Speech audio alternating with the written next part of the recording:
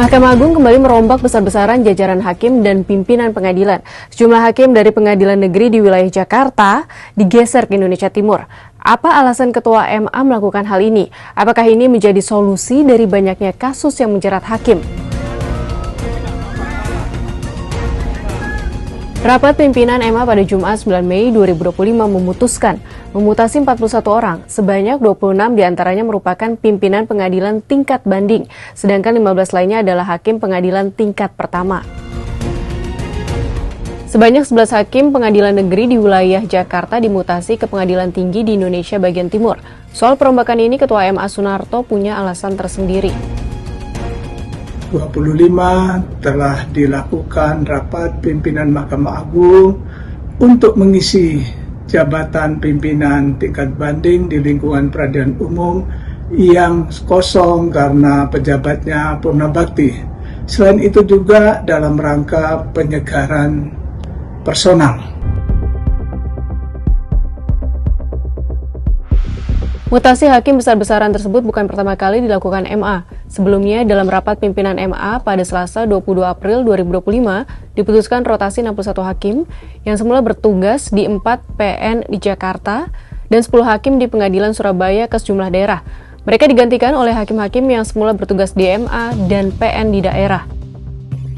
Rentetan agenda mutasi hakim ini menyusul penangkapan terhadap Ketua PN Jakarta Selatan, Muhammad Arif Nuryanto pada 11 April lalu, atas dugaan suap senilai 60 miliar rupiah terkait pengurusan perkara korupsi ekspor minyak kelapa sawit atau CPO yang melibatkan 3 perusahaan besar.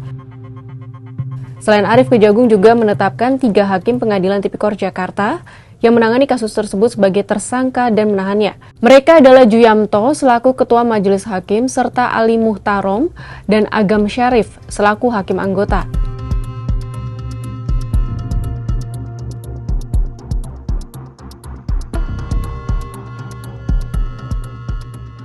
Meski di awal Ketua MA Sunarto hanya menyebut alasan mutasi untuk mengisi kekosongan jabatan dan penyegaran, ternyata di ujungnya ada peringatan yang terkait banyaknya hakim yang terseret kasus.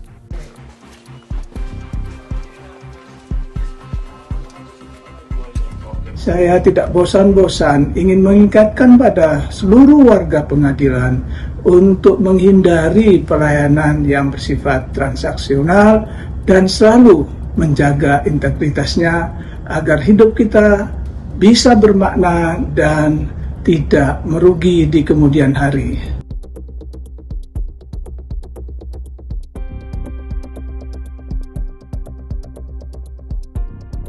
Nah, gelombang mutasi besar-besaran perdana ini menuai apresiasi sekaligus tantangan dari Ketua Pusat Pengembangan Riset Sistem Peradilan Pidana Universitas Brawijaya Fahrizal Afandi. Ia menyebut jika mutasi ini hanya langkah awal membereskan isu mafia peradilan. Lalu, what's next? Menurut Afandi, tantangan selanjutnya adalah melakukan evaluasi terhadap integritas hakim yang dimutasi. Sahabat Kompas, setuju jika gelombang mutasi hakim ini dilanjutkan? Apakah nantinya signifikan bisa memberantas mafia peradilan?